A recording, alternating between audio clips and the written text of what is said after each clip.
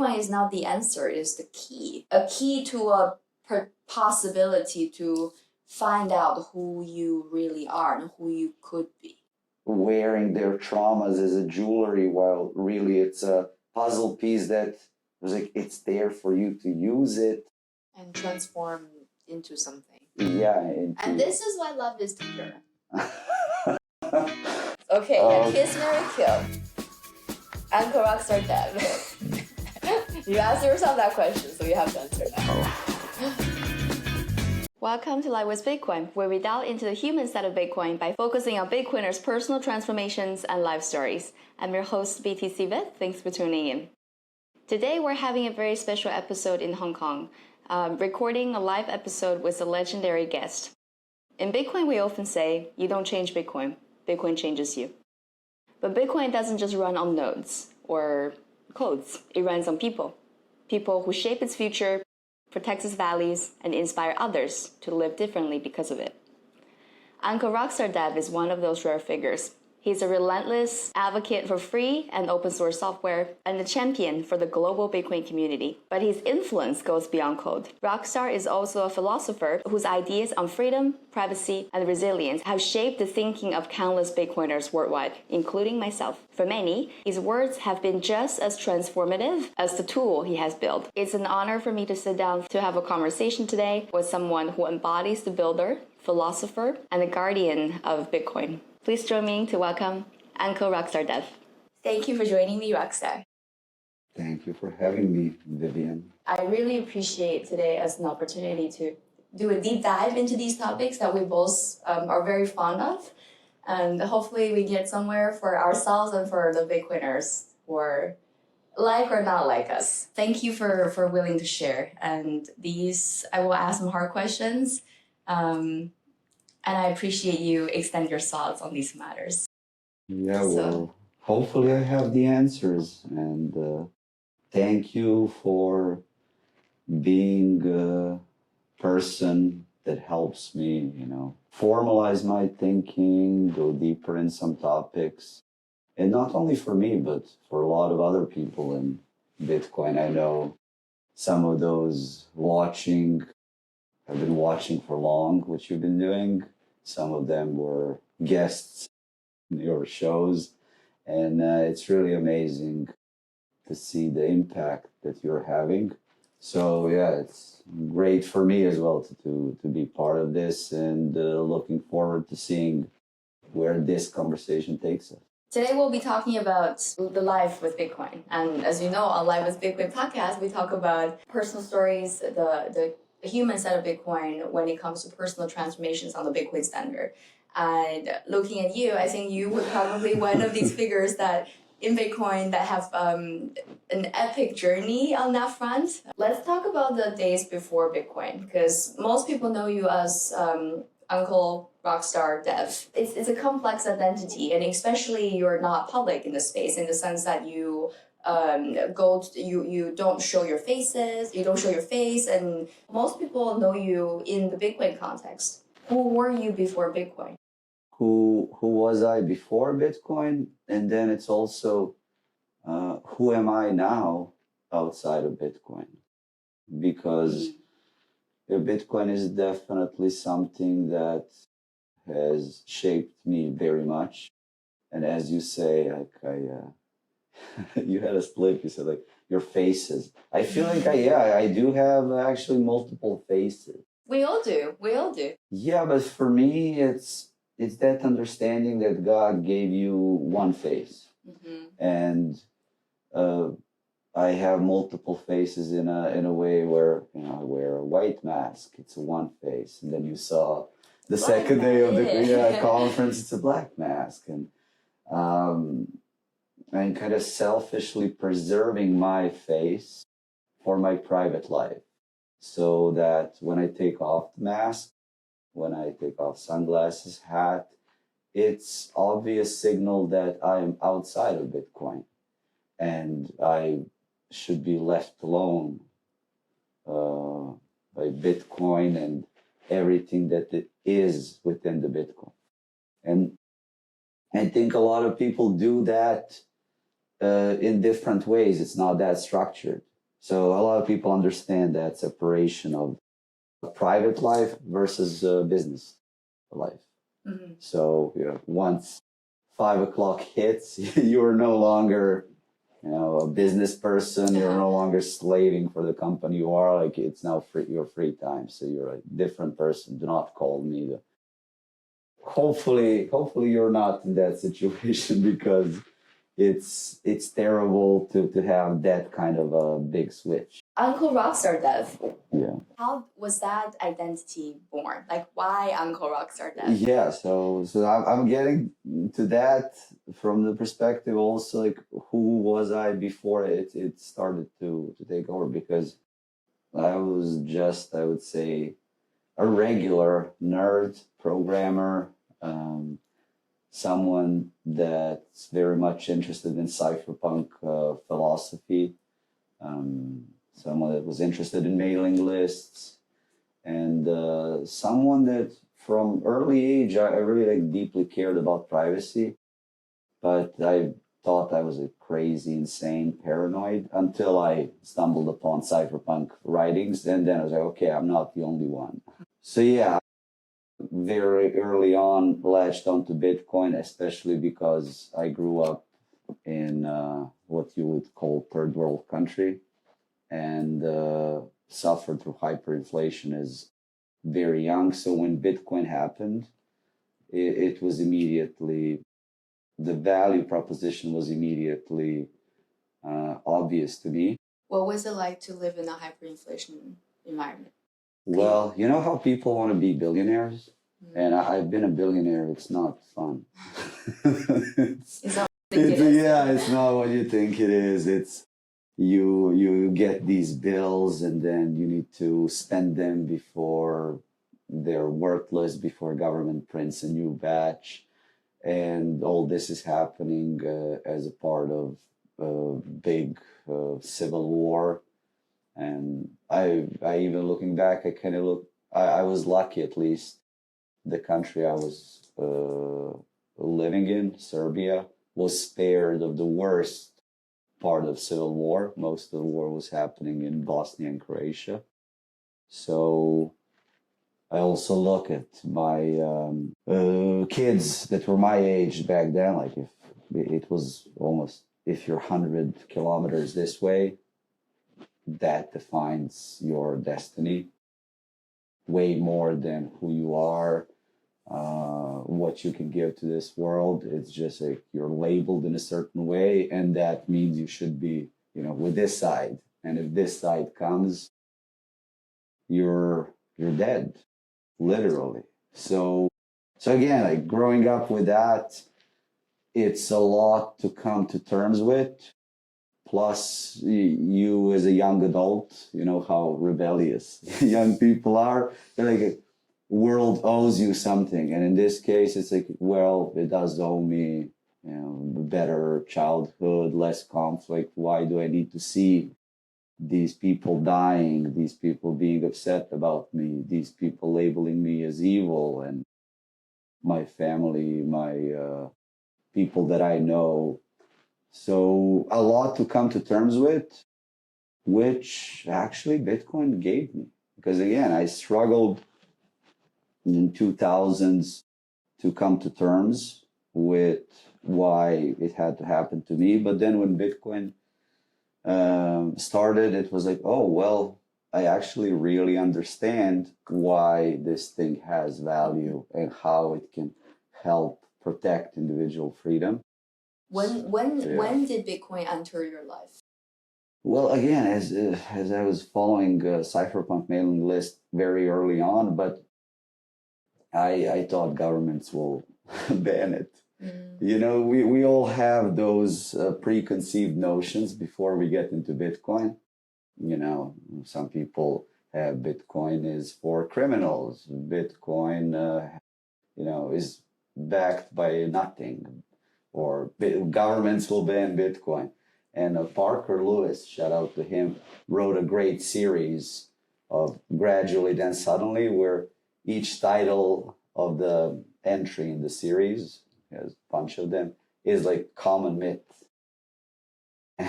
And I was I was a victim of misconception that like governments will ban Bitcoin. So it wasn't really until 2012, 13, 14, 14 really, was when I saw that politicians are buying Bitcoin. Members of US Congress, they have Bitcoin. I was like, well, now it's going to ride their greed and we're safe. We're safe. And then that's a good point. That's a good point. Sometimes you have to tap into other people's greed to protect Bitcoiners' integrity. you see what's happening now is it's really funny when people look at uh, Trump family buying Bitcoin and they're like, well, now Trump will control Bitcoin, while it's really Bitcoin controlling Trump and his family. So they are now invested into the system and they're going to defend the system. So obviously they're going to try to co-opt system. They're confused. They wouldn't be getting in unless they were doing the calculations and saying like, well, we're going to take it this direction. But that's really one of the beauties of the system that Bitcoin is. Like, especially greedy people, it tricks them so well. And, then they think Bitcoin will serve them while they really end up serving Bitcoin. I was having a conversation with my friend, and then all of a sudden there's a question: what is Bitcoin?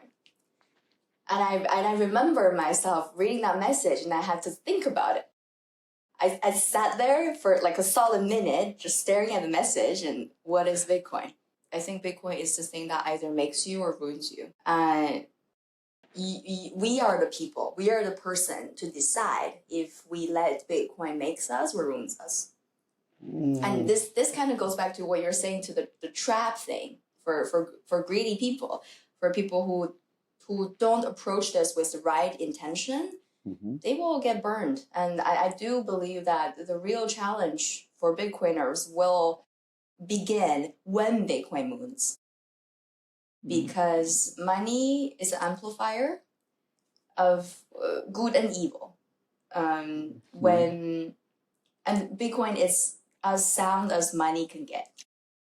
So the amplifying power of Bitcoin as money is phenomenal. And if I worry for those Bitcoiners who have not worked on themselves, and I worry that when Bitcoin moons, like whatever that means, there's so many more people will be financially free, and for the very first time in their life, they will have the freedom to decide what to do with their time. Yeah. And I bet many of us will freak out because we've been so conditioned to fiat society. We have been so pushed by arbitrary rules, arbitrary limitations. Like you said, you are 100 kilometers apart and your life is different. This is stupid. Well, it's a side effect, really. The world shouldn't be like this. Yeah, but still, this is where a lot of people get confused with me. I actually love fiat system because it was a good technology that got us here. The same way that gold was a good technology that got us to the point. But that's the trickiness of life. Yeah. If something can get you to the point, and then you need to change, you need to get closer to the truth. You need to align better with the truth, like universal truth, and then you can take the further steps. So when you had the question of like, what is Bitcoin? To me, I always answered from, well, most of the time, answered from the perspective of it is the best money humanity has invented. It's simply the most perfect money. And as you say, money is a very interesting tool. And I always say financial freedom is foundation of all freedom. Yeah, If big time. if I, take It away sucks, all but your it is money. what it is. No, but it's good that it's that way. And the thing is, if I tell you, oh, Vivian, you're free, but I take away all your money, you're going, oh, well, I'm free, but I can't do anything. It's like, yeah, exactly. So I also relate a lot with what you were saying, is as you get that financial freedom and as you get complete freedom, then what do you do with that freedom? Yeah. Because ultimately, that's the question. yeah, and as someone that has been given that, it is often like like a train that's been taken off the train tracks and it's sitting, in a field, and it's free, but it can't go anywhere. Yeah. You need to choose your track and put yourself on some kind of a journey. Mm-hmm. And do something with it, right? Do something with it. Yes, and then when you do have a bunch of financial freedom, bunch of money, suddenly you get so many tracks, so many options, so many people have ideas for you. Oh, you should be going here, you should be going there. You should invest in me. Even more distractions. Yeah, and then you get tricked. You get to live the best 5 days of your life. You get to travel here. And the thing with Bitcoin is it over time gives you so much that, as you say, like education and going towards some kind of personal enlightenment that keeps you centered is very important. Yeah. What is enlightenment for you? Well, it's really like getting closer to the ultimate truth, and then understanding that as a human being, you're so imperfect that you will never get close. Like the ultimate truth is, at the center of this galaxy. So you as a human being, you can get closer to the truth, but you will be so far away into the imperfection that there will always be that component of humility, of understanding that no matter how hard I try, I will fail. But I'm going to make the effort because what else is there to do? To me, the funniest are the people that are like, oh, I am a truthful person. I care about the truth, because usually they're the biggest assholes. They're I know the truth. That there is only one truth, and it's my truth. Oh, surprise, surprise. Because you were mentioning in the fireside chat on a Bitcoin issue too, you want to approach perfection. You want to push yourself towards that. But how I see it, it's not about perfection or imperfection. It's about whole and not whole. So it's, of course, like perfection is a myth. Yeah. Right? And what's the difference between perfection and originality? And ultimately, which one do you care about more? Neither. Okay. There's a perfection, originality, truth, fun. And if I would, out of all of those, I guess I would put my journey towards the truth as number one. But still, if I am going towards the truth and it's not fun, it's like, again, why am I doing that? Going back to what I said, like, I understand that I will never get close to the ultimate truth. So for me, it's also a component of fun. Now, do I do it do I do it perfectly? No, I don't care about it. Do I do it originally?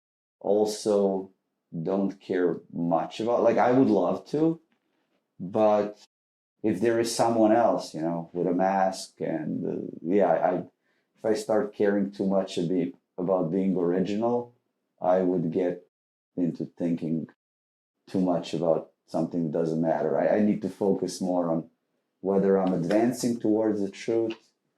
Am I having fun? And I would set it up like that. Because one thing that I love in Bitcoin, you see that there are more masked individuals, right? Yeah, because of you. A lot of it is because of you. So See, many people are inspired by you. But they will not admit it. Some will.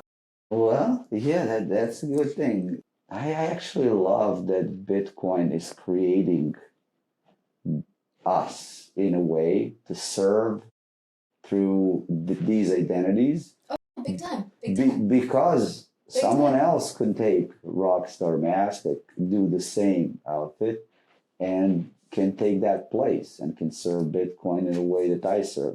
It's a message. You're taking a stand and you're sending a message, and by showing up like this, you're sending off a vibe as well, and you're providing food for thought for everybody sees you. And that brings me to the question of what's the difference between a Bitcoin personality and a Bitcoin person? Because Uncle Rockstar Dev, the mask, the suit, the chains, it could be part of the Bitcoin personality, right? And then, as you said, somebody else can take over the torch and be that and show up, even us, Uncle Rockstar Dev, with the costume. Yes. How do you stay sane and authentic? Like, what's the difference between a Bitcoin personality and a Bitcoin person?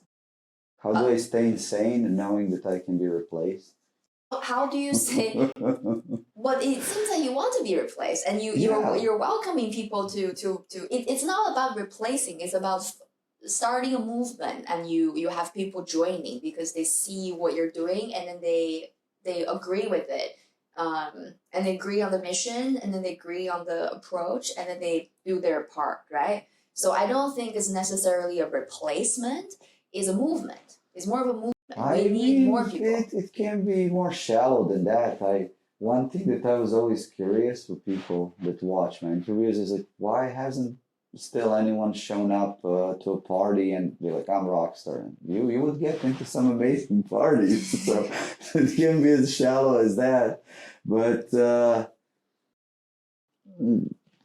I don't know, Vivian. I like the component of anyone being able to join the identity itself and not necessarily being me, because also in a way it then abstracts it from the individual.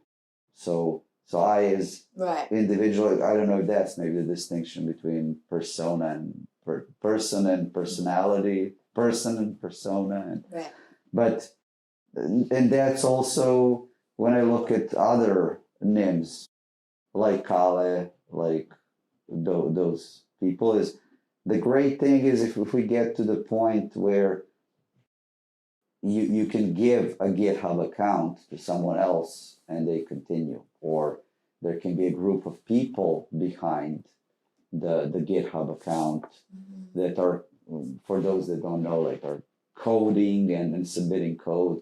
That's what I would love to see in Bitcoin Core, for example, instead of so many contributors now essentially building up their ego and their, identity under like first name, last name, and doing a lot of things from the position of being threatened, whether their grants will continue, whether their income will continue. If they can build something that can be even given away to other people. Satoshi, is it one person or it's group of people? We don't know. And again, I love this structure because I think it's important for us continuing our journey towards the truth. We need better systems. And the fact also that Bitcoin is digital brings up a lot of questions. Like, you've done something now. You've gone public and said, oh, When you look back at like 2010, there were people that are saying, oh, well, I only have 1,000 Bitcoin. And now imagine that's a person that had their first name, last name tied to that statement. Good luck, yeah. That person, and it's not only good luck to that person, good luck to the surroundings of that person, good luck to the family of that person, good luck to everyone in his or her life that he or she or they or them, whatever, we're getting the pronouns, care about. Because, I care about you, so you'll get abducted by crazy people who will then, it's like, it's not even you, and it's happening. So that's what I see. And once I start talking about that, people also get better understanding why I wear a mask, is because people can see me like, oh, he's been in Bitcoin for so long. Like you, Vivian, you've been in Bitcoin for so long. You must have 100 Bitcoin. Right? For the record, I don't. But no, she does. But I know what you're saying. But what I'm hearing is that I don't know if you know this, but my pickup is that there's part of you that chose this path of having a mask and hiding your private identity in the Bitcoin context. Yes, largely because of the cypherpunk philosophy, largely because of your advocacy on privacy. But I also think there's part of you that's, privacy is not a crime. It's a really good message. But I think part of you came up with this identity, this faceless identity, or the mask as a face identity, so that you can give Bitcoin without Trump. To myself, as well. But here's the thing. I want to be clear on this. I haven't still figured it out. Because people, when they see me, they are projecting. Oh, yeah. I am a mirror. And so they start going with, okay, this guy has it all figured out. Like, he's making a statement. This guy is an anarchist. He wants to see the world burn. This guy is... So there are... I have had people approach me with craziest preconceived notions that go from the perspective of like, I have it all figured out. Like, no, I don't. And also it's not something that I made a switch. I have figured this out throughout the years, and I'm still figuring it out. I'm now getting new suits. I'm getting a mask, getting different sunglasses, changing this. So people are like, oh yeah, he's wearing Gucci glasses. So why is he doing that? Like, why isn't he giving money to poor kids? Like, that's tacky. Or why is he wearing this chain? Why is it? So I just want to be clear that it's not like I don't have all the answers. I haven't figured it out. I could start talking about individual things and we can start unpacking it.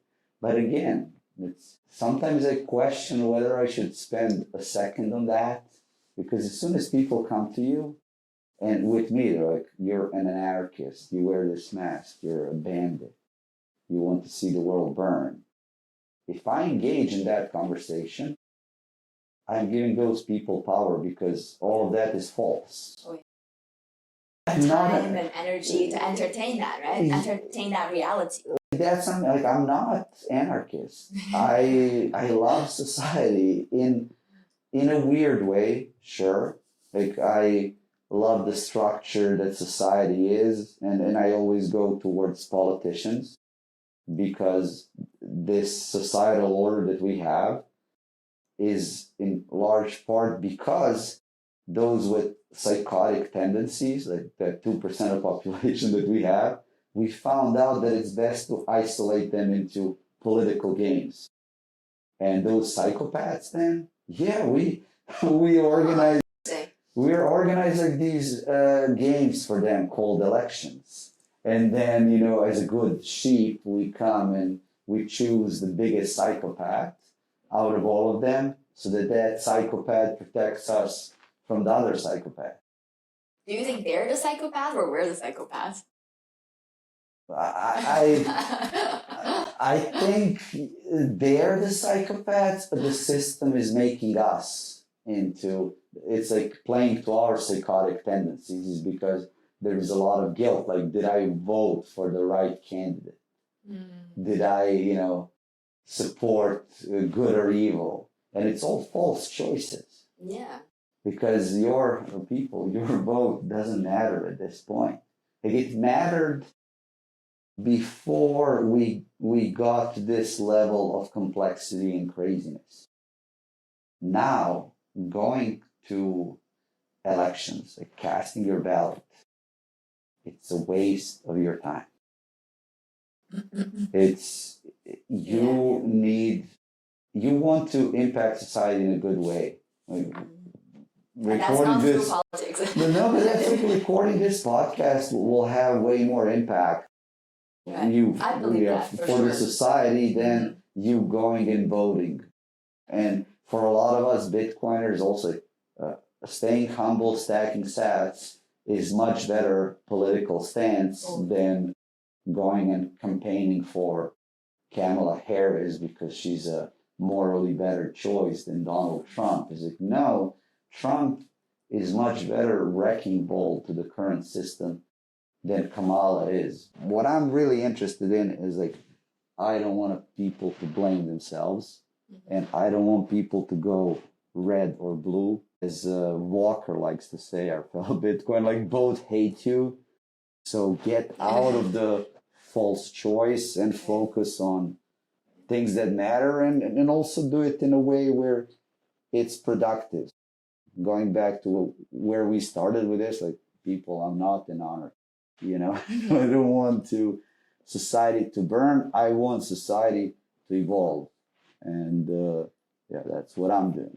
And there's a flip side to it too. It's like if you go vote, you're entertaining false decisions, right? But if you bitch about politics all day every day on Twitter, like you're also feeding into that system. Yeah. So it's not like it's not like, oh, you agree with it and you participate in it. That's one form of participation. But if you're spending your time and energy to say, oh, this is wrong and you should do this, policy changes, and spending time to reject that, that's participation too, because you're giving your time and energy feeding into that system instead of giving your time and energy feeding onto the Bitcoin standard.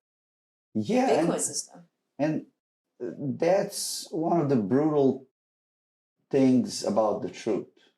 It's like, everyone that's going towards the truth should understand one thing, and that truth is terrible. It's truth is truth. No, truth is brutal. It's a state of perfection, and once you reach that perfection, Vivian, it's so boring. Yeah. It's one state. Like, anything if you move an inch in this direction, you're going away from the truth. As we go towards that perfection, that's where it gets more complex. And that's where you have to avoid, as you imagine it, it's a tree branch. And then we gotta also let people go to dead tree branches. That's how I see people that focus on politics.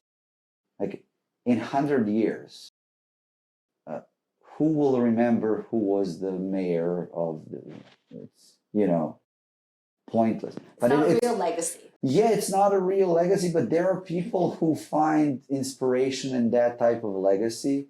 Like, there are psychopaths that want to be, control their. For that, they're not necessarily after the legacy. Like, I'm sure there are politicians there may be many of them even that started off as good-hearted and want to do good, want to leave legacy. But at the same time, it's also about power.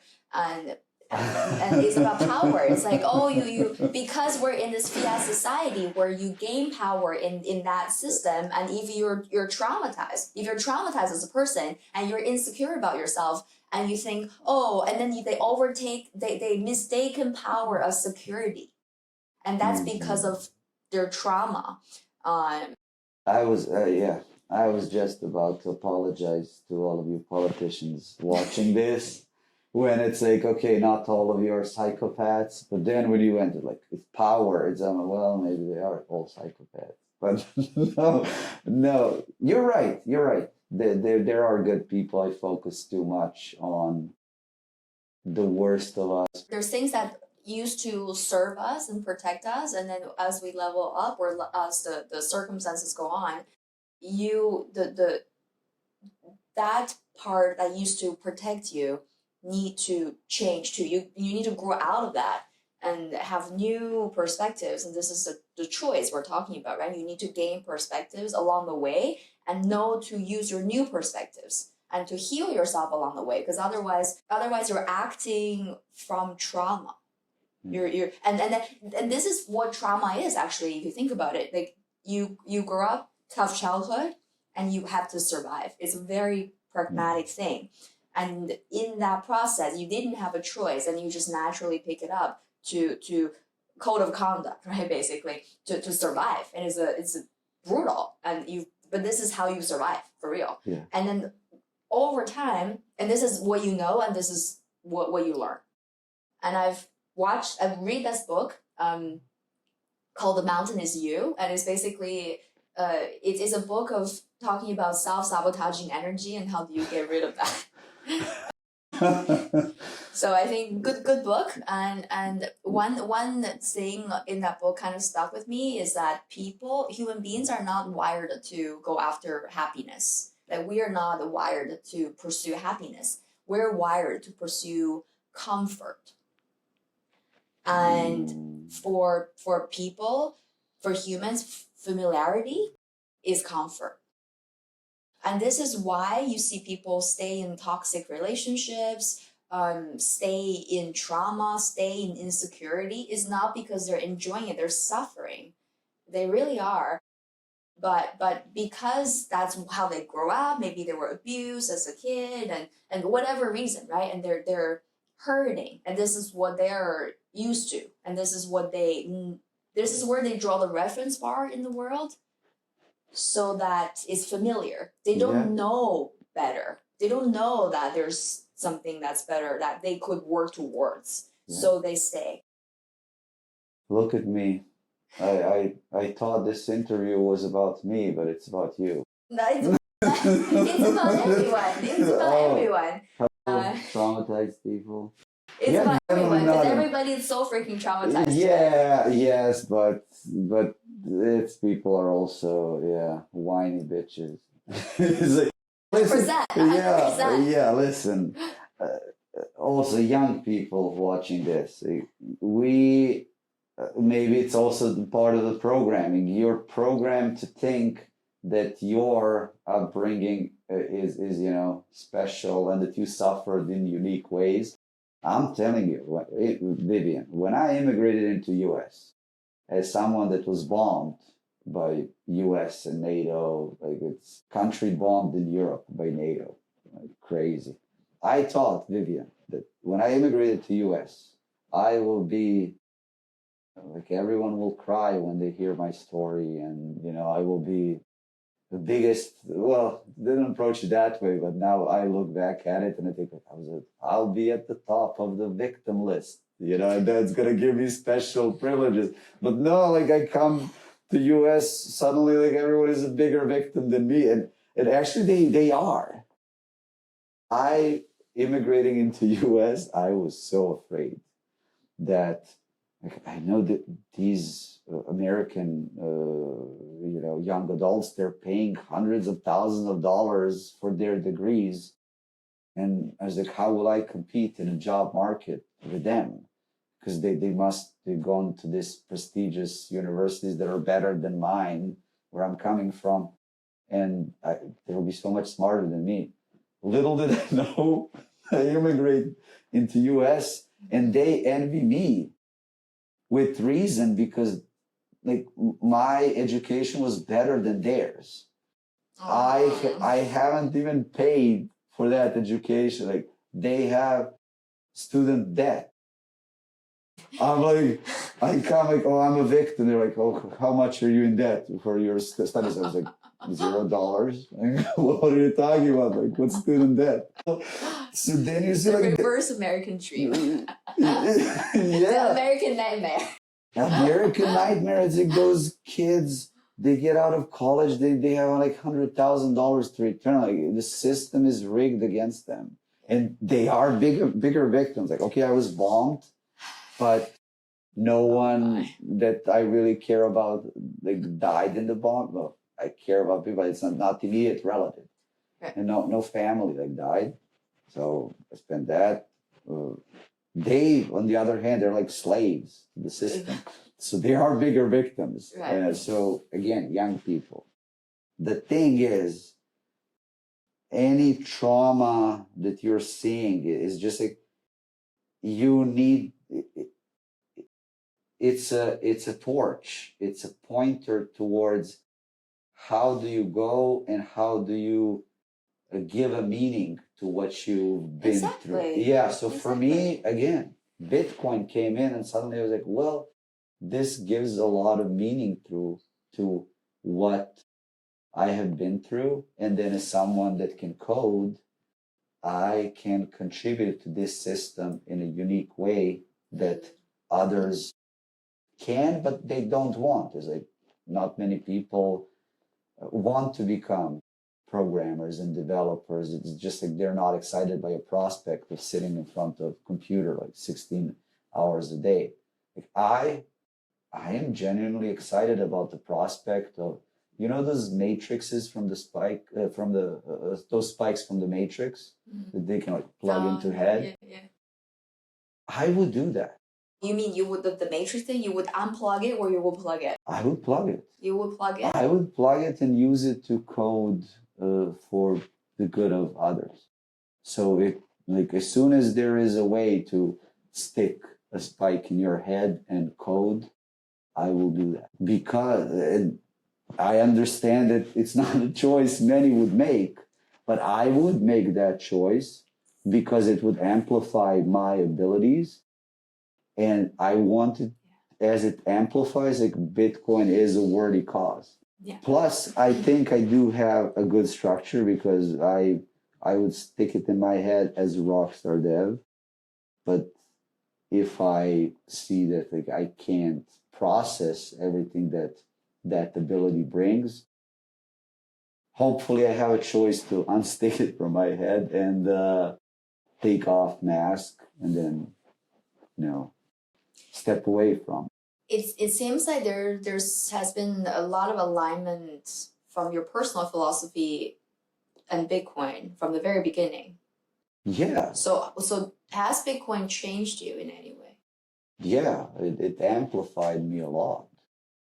And again, I think it goes right, continues the thread that we started. It's all about sure trauma, problems, but it's like as soon as it clicks and you find a structure, a system that uses it as a puzzle piece, suddenly it's no longer trauma, it's experience. It's wisdom. So a lot of people again get lost with that trauma puzzle piece, and it's always there, and you don't know how to put it into a bigger puzzle. Yeah. But for me, I really like Bitcoin has given me that, and it keeps giving that to me. Also, the fact that I managed to stay afloat with the identity. Like people also like, why do you take your identity so seriously with your mask up? It's just like I found it helps me a lot. Like, once I do like take off mask and move to private identity, so much more rich. It's fulfilling because it's not this. I don't know if I'm explaining that good way, but the thing is, I'm trying to say that I really encourage everyone to find that.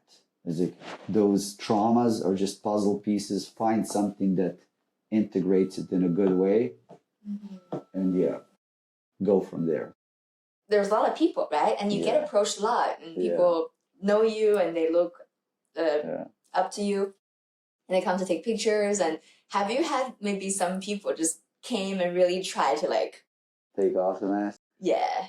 And be like cheeky about it and just like, does it ever happen? I mean, it seems it crossed your mind. Well, I mean, no, like it's a genuine question because you know, if they really want to, and sometimes it's chaotic, right? And you have a lot of people around you.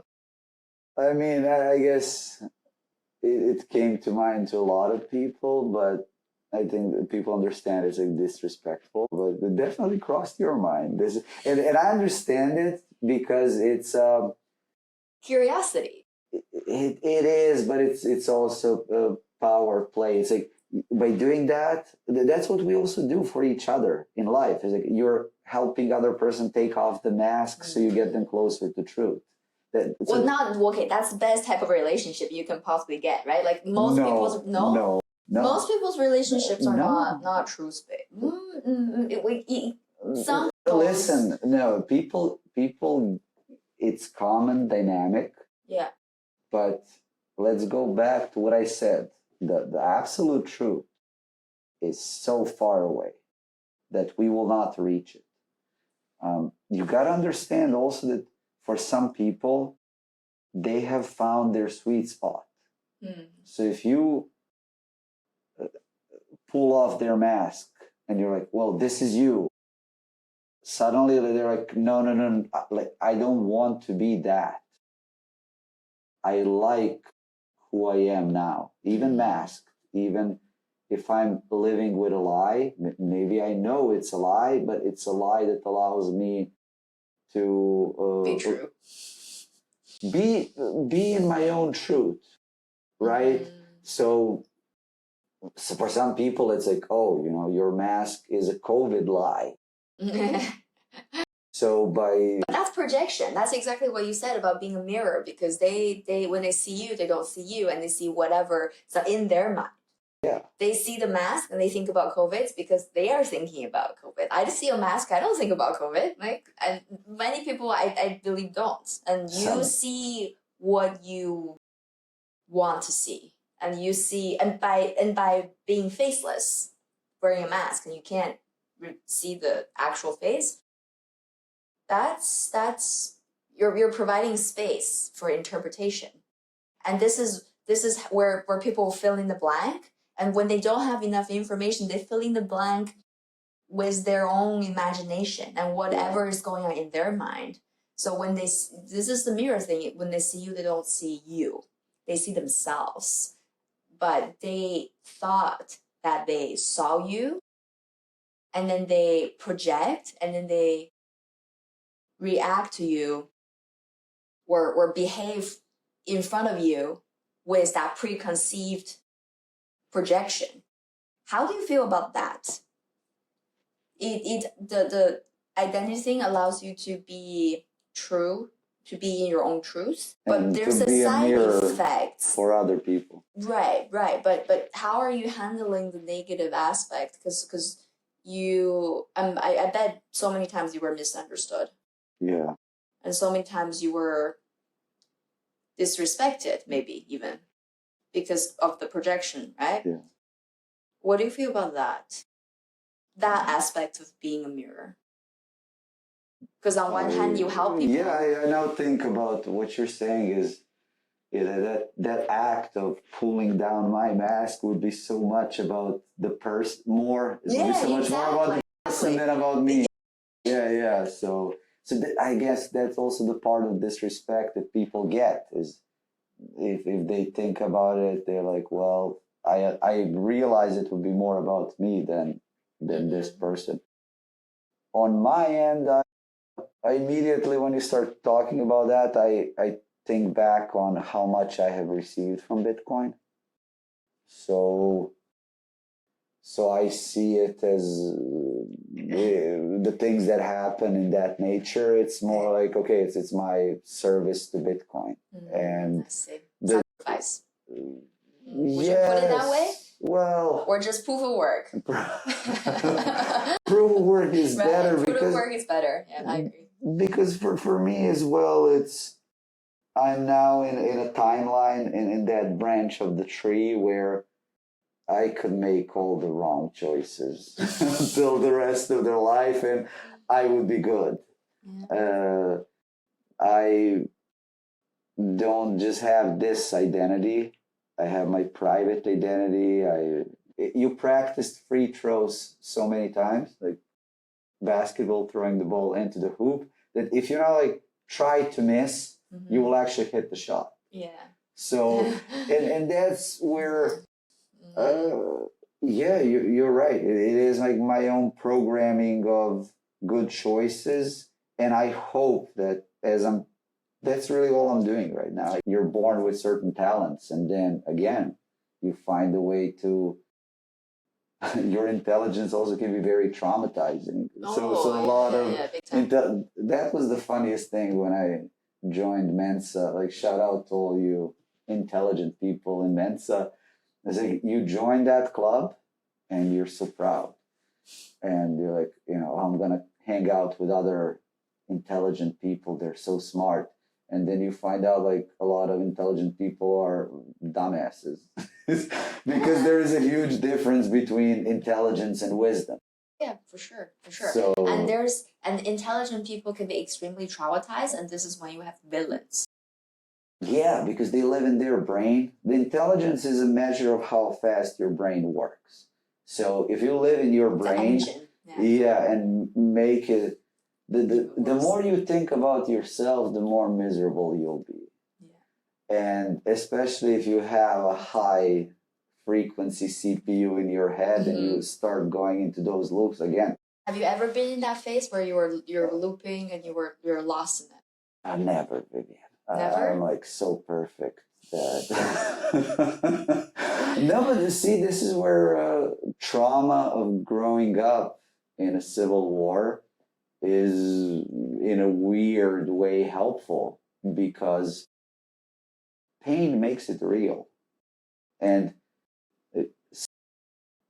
you just can't focus on the pain in your head when there is pain next to you that's physical. It's really weird now, that I'm thinking about it, and that maybe goes to what I was saying with like the people are like their traumas as a jewelry, while really it's a puzzle piece that was like it's there for you to use it and transform into something. Yeah. And this is why love is the cure. This is why love is the cure, because intelligent people, when they're traumatized, they can't really unlock their power because they're trapped in their trauma. And if you heal that trauma with love, with hope, with light, then they can actually do something with their time and their intelligence and move into the direction of abundance. I know exactly. Ever since I saw that tagline of yours, "Love is the cure," I've been thinking about how cheeky, how wrong, how cliche, how wrong it is. But it's true. I don't mind to be true and cliche. The thing is, I realize like I am now the awkward one pulling down your mask, while the mask, or like love is the cure that you're wearing, is actually, it is maybe on your destiny. That's the message which will resonate with a lot of people, because love is not the cure for me, but love is the cure for you. Cure for you. I think truth is the cure for you. I think truth for you lies deeper. This is where you fundamentally operate. Like your fundamental level of operation is truth, and my fundamental level of operation is love. And this is what we need, yeah. And this is why I guess and they are different types of people that we serve different people as well. Yes. Yes. We serve as a part of a different tribe. Yeah, yeah. But they all want the same thing. They all want the same thing, but they have different type of law. They're on different brand. Yeah, they have Yeah, so you have to speak their language. It's okay. So the good analogy is that on Earth you have language, you have culture, but as humans we pretty much all want the same thing: freedom, connection, love. Like food and like the basic things, the hierarchy so of needs, many right? things. I think we just want one thing. Which is meaning. You still search for meaning in life. Because I stopped for a long time ago. Well, I think you can't go against your programming. It's also, you're not only searching for meaning, you are giving meaning. Oh, yeah. Big time. So there is that. And this is again why I think a lot of people are freaked out about what's happening with Bitcoin as well, but with AI, is because a big part of the meaning is agency. And with everything that's going on, the more complex our systems become, like you are losing agency, you're losing ability to define even meaning for yourself. Like others are defining it for you. So sovereignty. If you do it, other people. If you don't make your own decisions, other people will make it for you. The thing is, and it's again that brutal part of the truth is that if there is an individual that got the closest to the truth, to this, behind this screen, as they do that, they gain power, and suddenly they can use that power to align all these other people who are and individuals who are further behind. And sometimes in very insidious ways. Is because if I am a hyper intelligent mastermind, then what I'm about to say, next 10 words, are going to program certain people to do certain things, to start a certain butterfly effect. Yeah, I'm telling you, when you start talking about these topics, always comes back to meaning for me. And everything else is kind of, well, it's complex, but a big part of it is that illusion of comfort that you were suggesting. And have you found the meaning of life? Like, what does meaning mean to you, right? Is it an abstract concept, like, or do you actually conceptualize it and meaning one, meaning two? I leverage it, yeah. Like the knowledge that I have obtained. Yeah. Like I harness it for making my life more fun. Yeah, because once you do understand certain truths, then that's the best part of the truth. Like 2 + 2 is 4. And you can leverage that to create certain patterns and have meaning, have fun, different things. So yeah, I found it to a certain degree. You were mentioning how when those events are put on and the way you put on Bitcoin Asia here in Hong Kong has been amazing, Vivian. Like, so many people, it's like the energy that was here. Like, the people come to have those moments, like meaningful moments, and they come equipped, like all those cameras that they have here with like beautifying effects and stuff. It's insane. So I'm telling you, like, I've had so much fun here in Hong Kong, and it was very meaningful for me. And all I hope is that my presence as well has given meaning to those people, because I've enjoyed it immensely. I also don't want to feel guilty, because I don't want to be in a position where I have like taken, because I have taken with those, of course, photos and moments. Yeah. So for all of you, like I'll keep, accessorizing myself, so I'm better looking in your photos, and hopefully that gives back in a meaningful way. Is there something that you went 180 because of it? Fun. That's where I realized that maybe it is part of my trauma. Is I have always thought I'm introverted person growing up, and Bitcoin has made me realize that I'm very extroverted person, and I don't care about tasks. I care about people, and it's when I see that people have fun, people that I'm part of that. It's very meaningful for me. And then again, some part of me starts with a guilt. It's like, what does this have to do with your proof of work? Like, you should be sitting down and coding. So it also comes to my mind, but I also do that. Yeah, Bitcoin has given me too much, Vivian. I know. Too much? Yeah, I'm now realizing how much I need to integrate. Yeah. Now the shadow work's catching up. Eh? Yeah, because you see, like, also everything that I have coded over the years. This conference has also been special in that regard. Like, I'm in the middle of the conference and I'm launching a protocol for wallet import with Samrock. Thank you. Great name.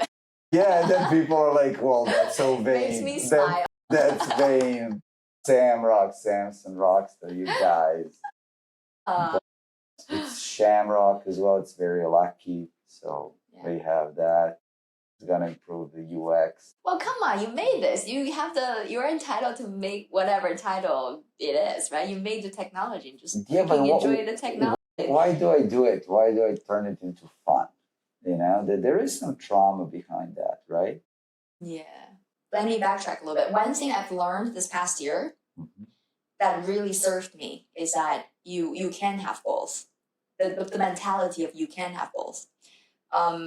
Growing up, I was very being pragmatic and realistic, and for voluntary and non-voluntary reasons, I knew that there was the trade. There's always the trade-off. There's no free lunch. There's always a trade-off. And if you want this, if you have this, maybe you can't have that. And you have to pick and choose and make peace with it. And as someone who prioritizes peace, I've learned that if you can't have both, just pick your priority, focus on that, and let go of the rest. And then I thought that was the way. Well, it still is. It still is, but if you have two things in front of you or three things in front of you that are equally important to you, if it's 50-50, it's truly equally important. Where it's like 51% and 49%. But how do you choose? How do you choose between the two and be happy about it? Because it's half of you. It's half of you. And I struggled to find a way to choose, to make up my mind and be happy, because it's too much of me that I'm giving up if I choose. But what I've realized this past year is that you can have both. You can have both. You can have love and freedom. You can be expressive and be private. But the catch here is that you need to level up to get increase the frequency.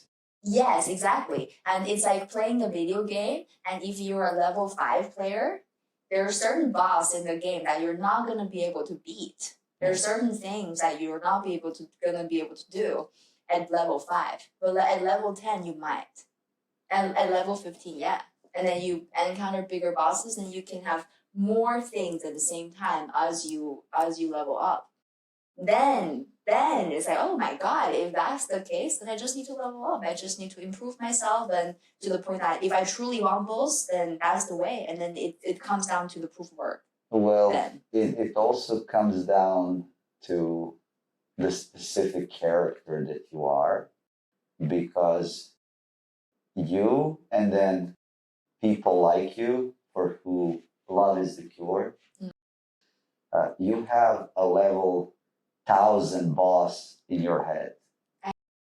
a level 1,000 boss in your head. So, and it's an imaginary boss. So as soon as you like start paying less attention to it, suddenly you have way more bandwidth to choose these things because you're thinking a lot of things. So I think you maybe you have level 10,000 boss in your head.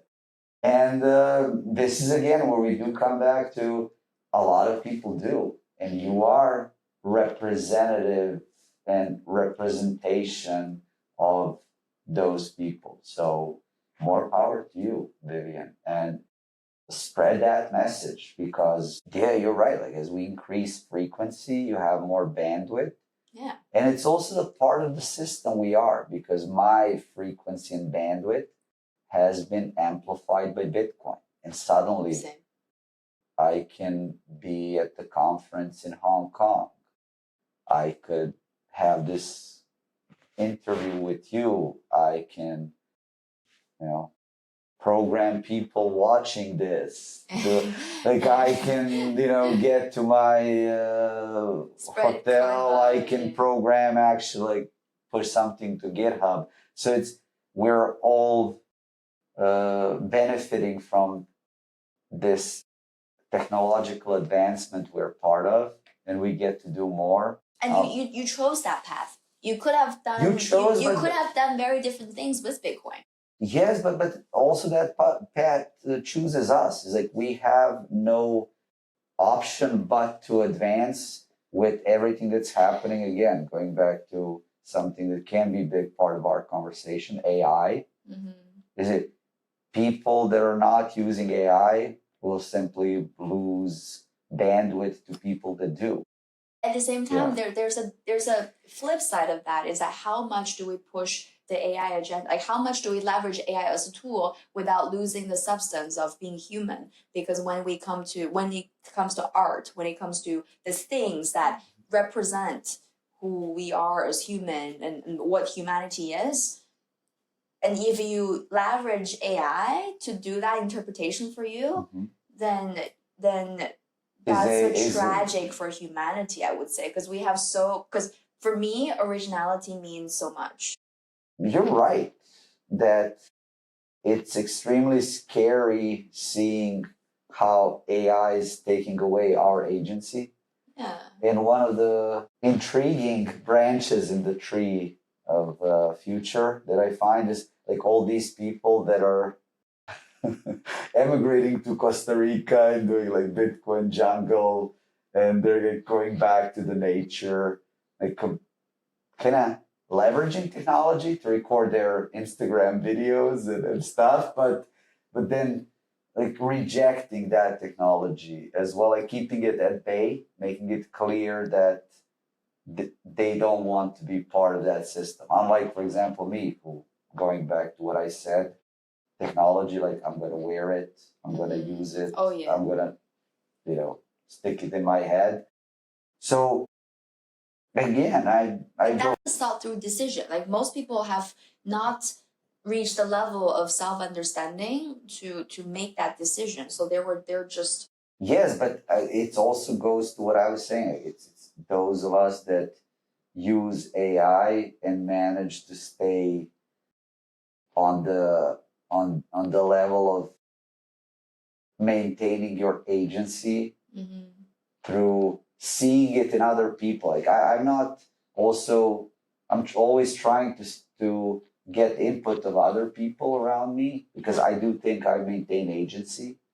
But if someone comes and says, no, you're doing this wrong, you're doing that wrong, I think that's also another great way that I'm sure like it's not that AI is controlling me, that I'm still in control of AI. And one of the funniest things that it always comes to my mind, if you go to AI and you ask, who is Rockstar developer in Bitcoin? I have programmed AI. It will give you, this identity. And if you type in my government first name, last name, it's like, I have no idea who that person is.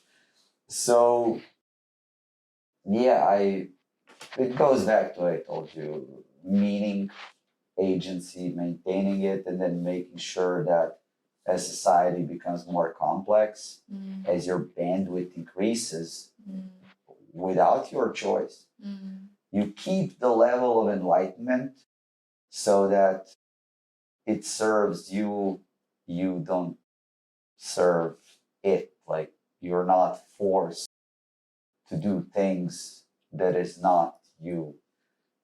You are not forced to run a rat race and work 2 jobs and be pummeled into certain, system. And this is again, we spoke. I see also in your notes, ego. I actually think ego plays a big part in protecting yourself and making sure that you do have agency. And speaking of agency, Uncle Rockstar Dev, seemingly random words grouped together. Why uncle? Why Bitcoin uncle? Why not Bitcoin dad, Bitcoin son, or Bitcoin Superman? You know what I mean? Like, why uncle? Why uncle? Yeah, well, nephews and nieces happened. Yeah, like there were individuals in Bitcoin who came to me and started with the whole hey and I liked it. I found meaning in it. And what was the meaning? It's that you are useful, that you are able to help. Uncles are useful? Yeah. If you don't have uncles, you don't have any. I have uncles, but my first they're impression of useless. them are not using. Are not like this is not the first word I would come to my mind when I think about like uncle. But you need better uncles. You need to collect rare uncles. Sean, we need to get her on rare uncles. Well, you obtained the Uncle Rockstar Dev figurine, so it's a rare uncle. Yeah, right. Yes, I do have one. So no, it worked. If you look at Jack Mallers, he started kind of the meme. He has started so many things, but he was the one that was like, hey, Young, what do you think about this? Hey, Young, I have Zap as a as a non-profit project like FOSS. I want to turn it into startup. I see what you've done with Nicholas Dorier and BTC Pay server. I know you have startup experience. Come on, Unc, help me out. So yeah, there is his blog post where he talks about how Bitcoin community has became his family. And when, he's feeling overwhelmed, he reaches out to people, and how he reached out to me to help him evaluate Zap Android. So yeah, again, a lot of people think like I have chosen. Like I didn't want to be Bitcoin Superman, I was Bitcoin uncle. But it happened with him, and then the Steph Peach Bitcoin, she was also uncle. She's doing great job with developing Peach Bitcoin. And there are others like them in Bitcoin that now also, I think it's also people are scamming me. They see the success my nephews and nieces had, and they're like, hey, Unc, do that for me. Like, I want $1 billion company, do your little nudge. So, but again, I want to be useful.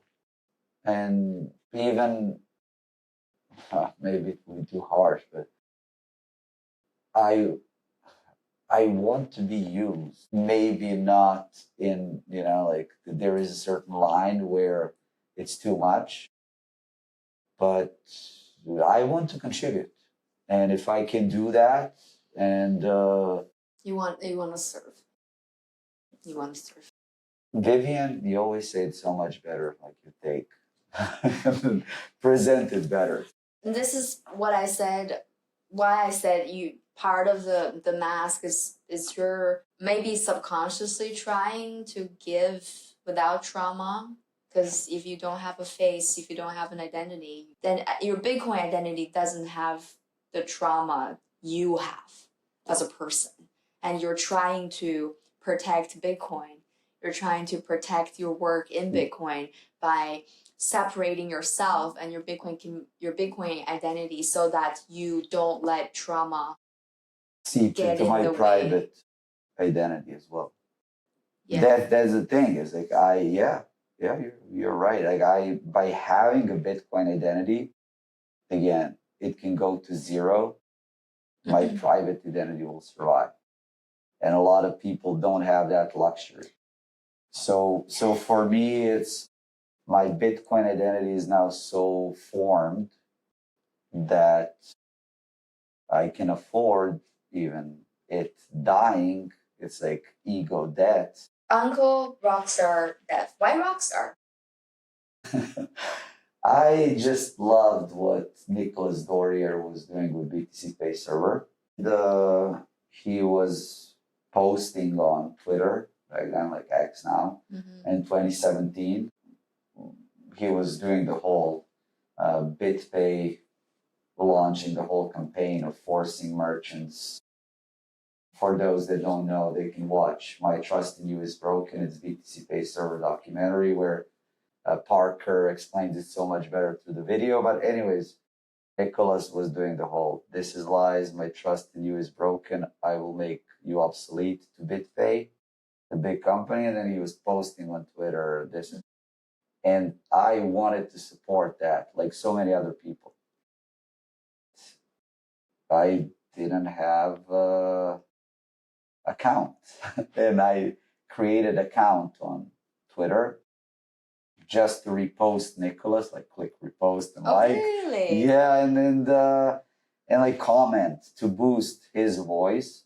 Aww. And I needed to come up with, okay, what is it called? Because something has to be there. Yeah, and we'll leave it up to people invested in Rockstar Dev to look. I had different names, but in the end, because I was also starting to code with Nicholas, I was like, okay, I can be a Rockstar developer. Because there is this comic book where companies, you know how companies go, we're hiring a Rockstar developer to join our team, right? And there is funny, a comic that goes like the guy joins the job interview and they're like, we are hiring a Rockstar developer to join our team. So the guy like takes the monitor, like slams it out of the window, like shoots his drugs, like passes out. And the two interviewers, they're looking like, oh, he's good, like he's hired. So Rockstar developer. And Rockstar, what does it mean to you? People call you Rockstar, and they... It's getting more and more complex. As I said, with the whole journey towards the truth increases complexity. So there is uncle component to it that we touched. Yes. There is Rockstar component. There is a developer component. So now I'm in this three fork where it goes often against each other. People that are my fellow developers, they're like, well, Rockstar is not coding and pushing Git commits. He's a rock star giving an interview to Vivian. And then one of my Bitcoin nieces is he's not spending time with me. It's What? Yeah. Okay. So the thing is, like, increased complexity brings all of these quote unquote problems, but I guess it's going back to what I said, like everything that has success, it just breeds new class of problems. And as long as you're continuing to be on your path towards the truth and you're having fun, it's all good.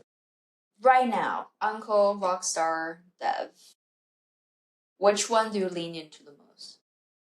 If they're competing with each other, how do you conceptualize it? Is it like a percentage? You're 20% uncle, 80% uncle, or 50%, and then it's a make up 100%, where it's like dynamic, like liver, and it's always changing. I feel like you're almost getting me to that. What is it like? Love, marry, kill game. I need to pick. Yeah, like which one? Yeah. Yes. Oh, okay. Yeah. Let's actually do that. Let's actually. You give me a great idea. Well, you brought this out to yourself, so let's do it. No. Uncle Rockstar Dev. Which one would you marry, kill, and which one? What's the other one? Oh, kiss. Kiss. Kiss, marry, kill. Kiss, marry, kill. Yeah. Okay, much better. Because see, component of fun always makes its way in. Oh yeah, because you're right, because the kiss is the fun. Oh my god, that makes sense. Okay, yeah, kiss, marry, kill. Uncle Rockstar Dev. You asked yourself that question, so you have to answer now. Oh. Well, let's start with the kiss. What let's unpack The what rockstar, these things. yeah, I would kiss rock. Yeah, that's the fun. Rockstar is the fun. Yeah. That's the kiss. Then there's the heart. I think this is where this is the real question here. But at the same time, it's a coin toss. But see, this come back to my point. Because it's committed. Yeah. This come back to my point that you can have both. Because right now I'm asking you, which one do you marry? Not forever. Yeah. Yeah, because it is essentially it's literally the commit. Yeah. Yeah, because you only have so much time. Energy. And I'm getting older. We all are.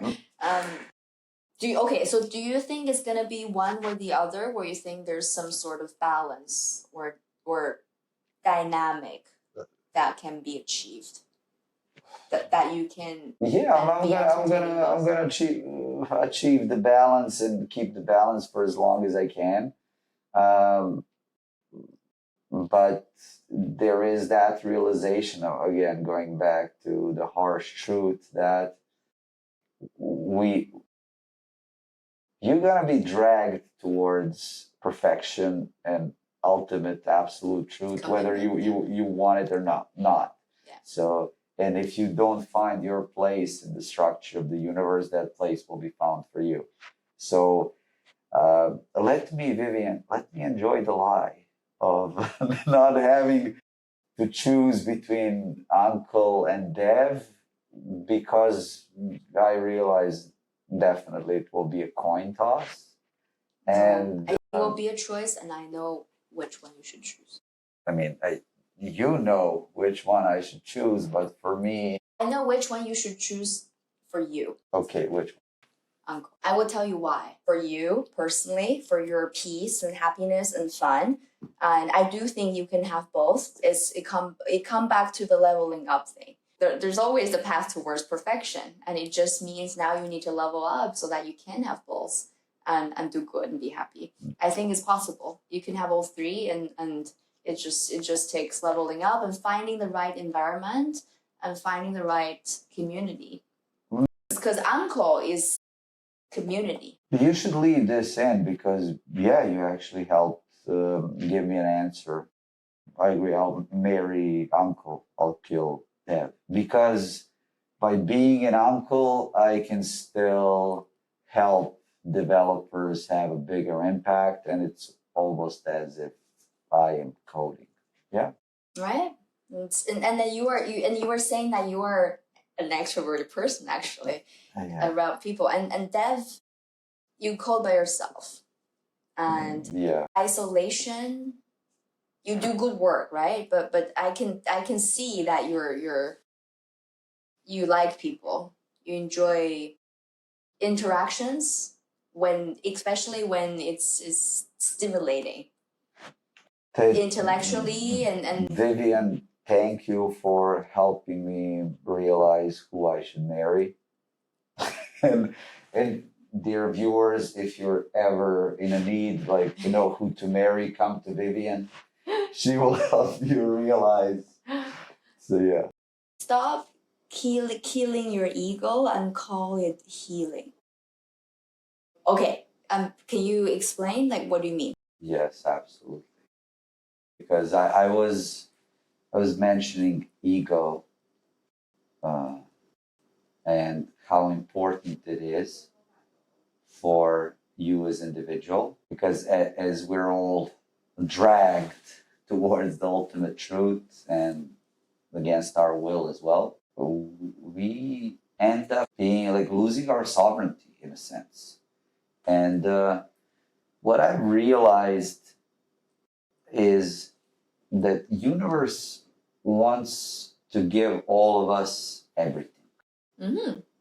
Like, as long, that's one of the tricks that maybe people can take. We can just clip this and get it as an instant wisdom in a short form. Life pro tip: as long as you can keep love in yourself, you will be getting more. So the way that people stop receiving is that they stop generating love in themselves, and they get lost to those loops we were talking about, feeding hate, feeding doubt, feeding all these little monsters in their head. If you as a person can stay centered on love, you will just keep receiving. And that's it. What I realize is that universe wants to give you everything, but it's too much.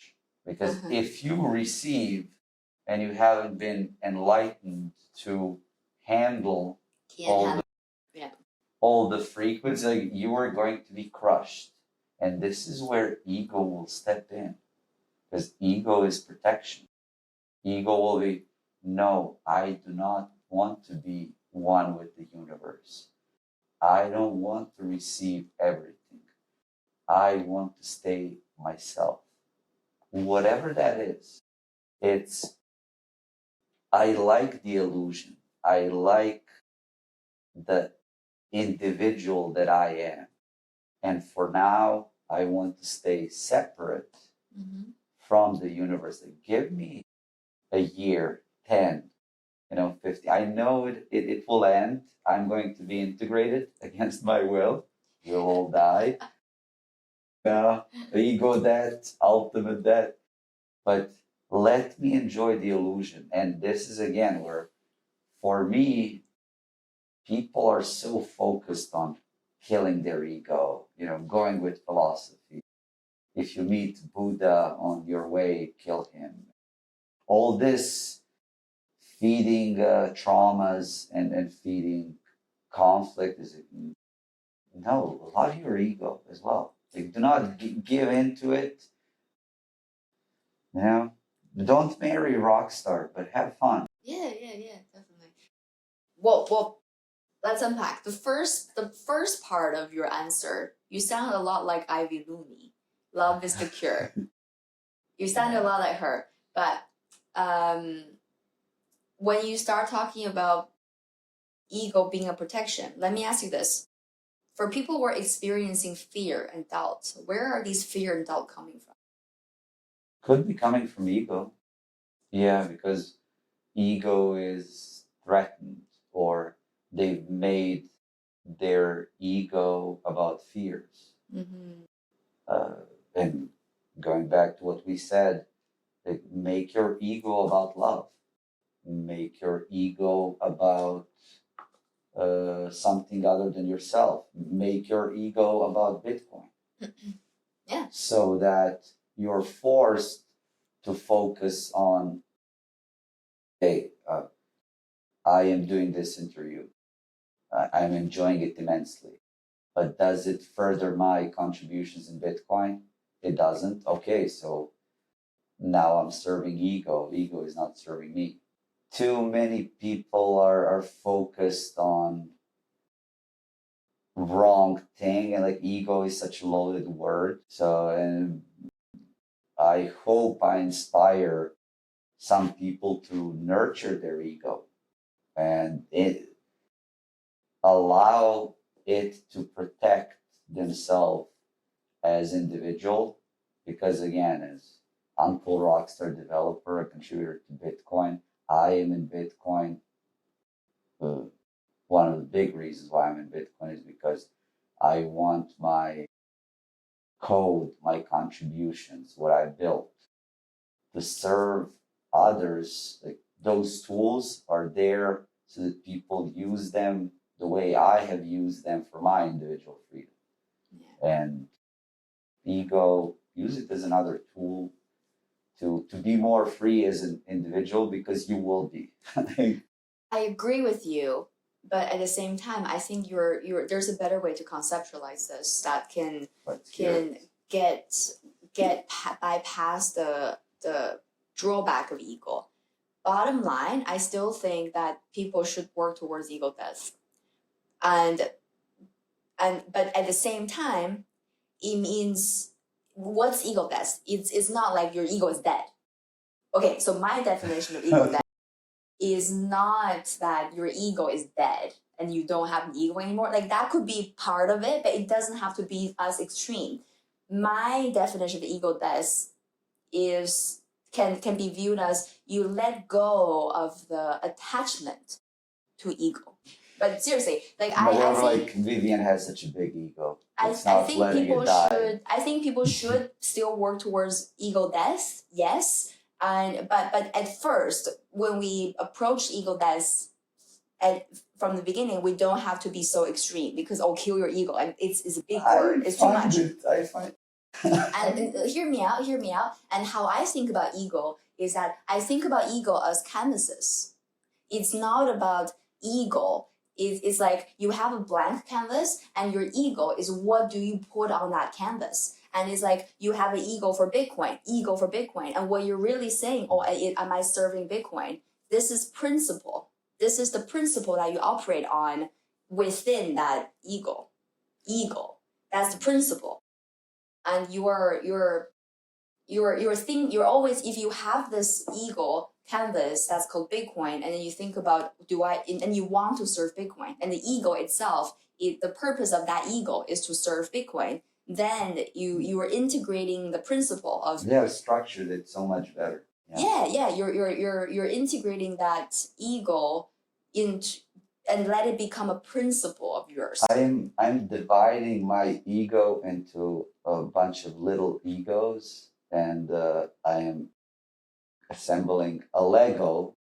I'm adding an L to it, so it's like egos, and it becomes Lego, and I am assembling my ego as little Legos. The Lego's already here with the Rockstar Dev. It's already done. See, okay. Well, we can end this interview right here. We just have the main tidbit. Also, say to people, assemble your ego like a bunch of Legos, and we'll be done with it. Yeah, it's about what you were saying about creating meaning. It's like ego is a canvas for creation. Ego is just a canvas that allows you to draw on it, and and you shouldn't be attached to the thing itself. Maybe it's just that I'm too triggered. Like whenever I meet people who are focused on ego death, it's like their ego is not dead. it's very much alive. That's why I said it's about letting go of the attachment of ego. The thing is, ego is dying anyways.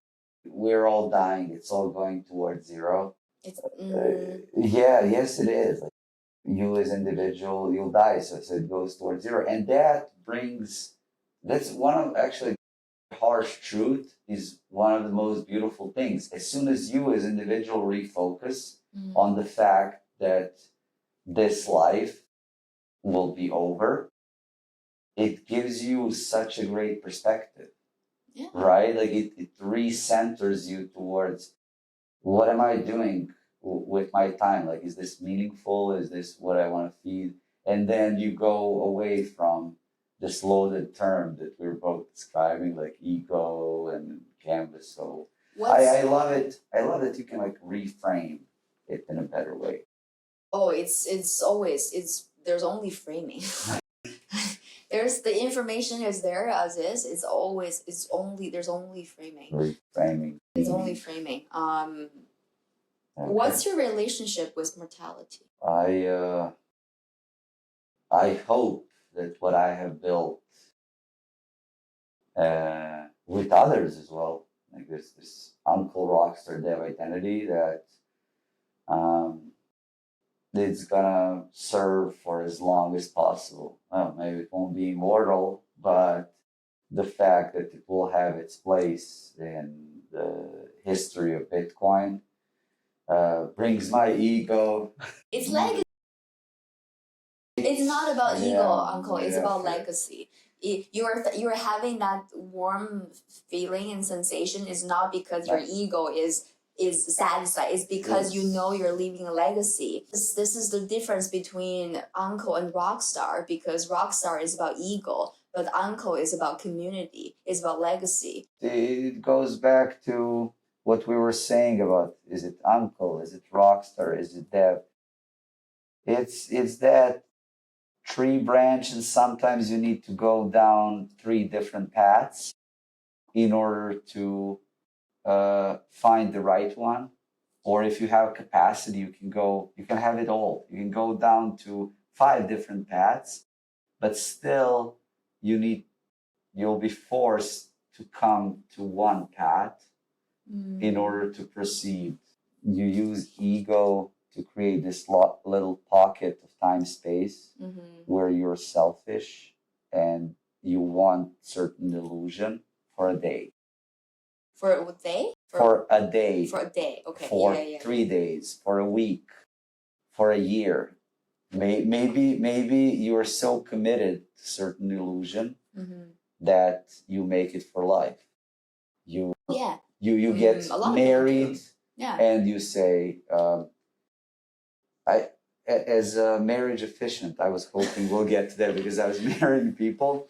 One thing I've realized that marriage, especially for guys from their perspective, is kind of commitment to spend the rest of their life exploring a universe that certain woman is. Huh? This will be amazing. Yeah, Go again. How we flipped it. Okay, I'm gonna repeat it. Okay. As a guy committing to a marriage, it's nothing other than saying, exploring this woman and the universe in her is a lifelong pursuit. I'm gonna dedicate my life to doing that. Oh, that's very romantic way of putting it. Hey, as a marriage minister, you gotta have these up your sleeve. Yes. It's working. As bride is like, oh, should I marry this guy? And you're like, hey, go tell her. Then the question becomes about commitment. You're like the man choose to explore a women's universe for a lifetime.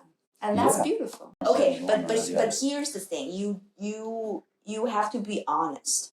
If your thinking is influenced by trauma, if your values and perceptions of the world is influenced by trauma, what is midlife crisis? It's almost like you go through your life and then you realize you're ending up with you have a lot of things you thought you wanted, but you're still unhappy. And you don't know why. And this is because when they've gone on the path of acquiring these things, they weren't thinking it through.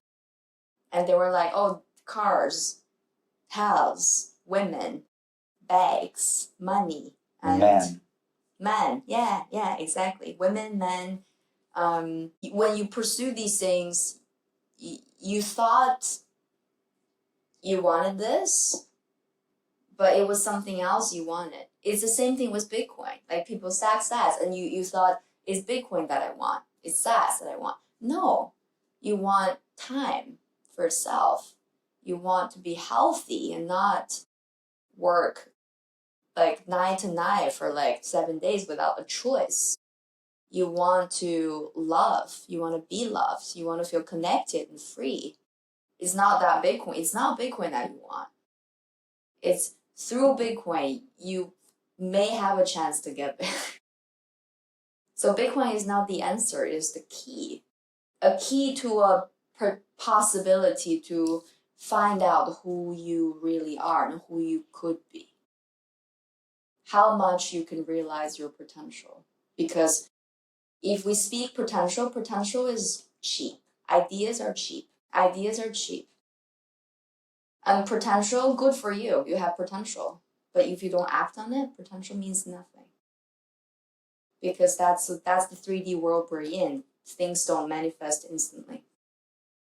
That's why Bitcoin. Absolutely.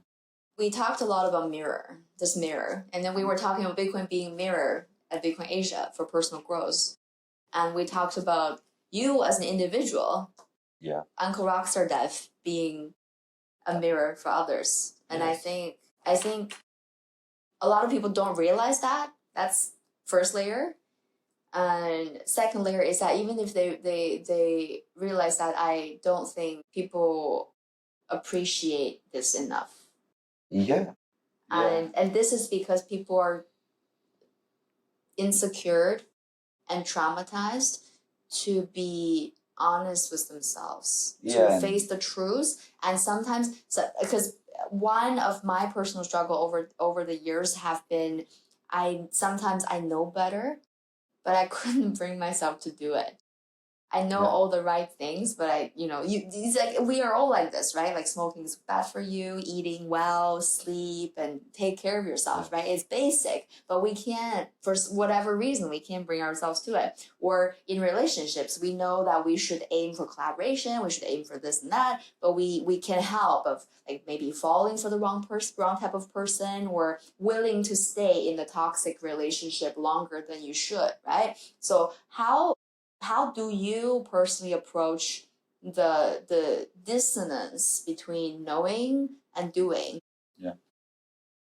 Well, first of all, on behalf of all of us that follow your work, Life with Bitcoin, and I want to recognize that you are doing, and you're doing well. We can all see, from your work, from your looks, that you're doing better. Yeah. And on behalf of all of us, congratulations. Keep going for it, Vivian. And it's a struggle. It's a struggle that you just give into every day, and you do the best you can. The great thing about Bitcoin is there are so many different people with different skills. The skills that you bring to the table, the knowledge that you have is very different than mine. Mm-hmm. So people that follow your work have amazing role model, like in a case study really to emulate. Yeah. And that's, if I ever get to the point where I struggle so much and I'm not getting the results that I would want, the way that I reset myself is in number one, I look up to other developers in the ecosystem and what they're doing. So can I do more of that? Mm-hmm. Can I find inspiration? And then if I recognize that after trying myself, I'm not able to reach the level that I want, then you reach out to your network. And I think for a lot of people, that's maybe where they struggle. Like, I'm so lucky to have the network that I have built over the years. So there are some super quality people in there who, get you out of the struggle like that. Yeah. And the whole Bitcoin is a mirror. Right. I am blessed by having Fractal Encrypt himself, who created that work of art that literally embodies Bitcoin is a mirror, and billionaires are holding his art on their walls. So I'm struggling with that. Me being a mirror, I reach out to Fractal. I'm like, hey, brother, here's what's happening. He's like, oh, and he always does this. He has this hand warming up gesture that, he warms up, gets me out of the funk. I move on. And that also polishes the mirror that I am. Maybe one tidbit for people watching. Did you notice that I stopped wearing like reflective sunglasses? I did. It was freaking people out. It was like they would look at me, they would see themselves. So I've switched to less reflective. Be more subtle, right? Yeah. It also helps with photos because when you take a photo, everyone is doxed. It's you don't want to be too perfect of a mirror because you project people's traumas as well. So that's scary. And you don't want to go against your own principles, right? Like just like you said, if you wear reflective glasses, the moment they take a picture, like everybody talks, and you can't be doing that. Because, right? It's also about holding, helping people at their level. Yeah, like I want to be the most perfect mirror there is, but I can't get to the perfection. It's getting in the way. I think that's why love is the cure. Like focus, drop everything else, focus on love, and that's actually the way. So maybe I'll be a convert. Like I thought it's like super cheeky and fake, but after this episode, maybe Rockstar becomes a fan of love is the cure. Sounding cheeky and cliche doesn't make truth, Yes, but it can evangelize the truth. Yeah. Right? Like make it spicier, make it more easy to swallow, because we do want to do that with the truth, because truth is brutal. Yeah.